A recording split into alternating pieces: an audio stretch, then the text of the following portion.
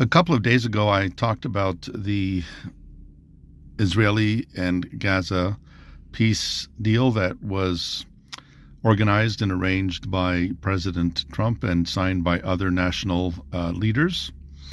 And that was several days ago that I put that video out. And things seem to be going exactly as I suspected. And that is that, if you remember in my last video, I mentioned that when the question was, would Hamas disarm and would Hamas return all the bodies and so forth? Well, some of the living hostages have been returned.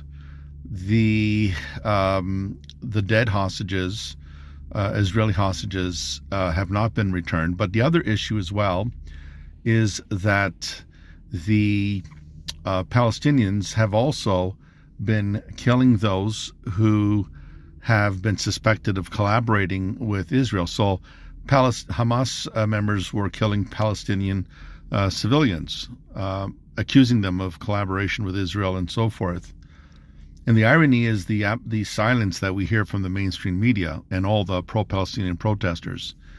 Where are the cries for justice for these civilians that were murdered by Hamas? And it's all over the social media. It's not something that I would recommend without viewer discretion. But again, the question is, that is the true face of Hamas. And the Arabic word Hamas means violence and has the idea of aggressive warfare. And so I had mentioned in my video that if they imitate their prophet, who was known to break treaties, he'd make treaties with his enemies and then he would violate the treaties. It's no surprise that they would do so in imitation of him.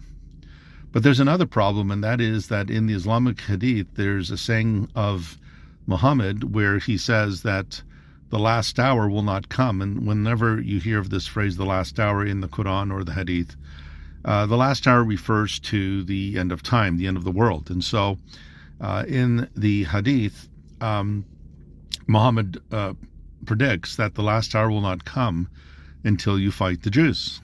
And even if a Jew is hiding behind a stone or a tree, the stone or the tree will cry out and say, "Oh, Muslim, servant, slave of Allah, there's a Jew hiding behind me, come and kill him."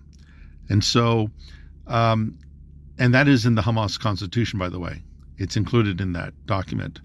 So as long as that ideology is there, we're probably not going to see too much peace, and therefore they have to be removed by any way possible. That is, Hamas has to be removed because they're a terror.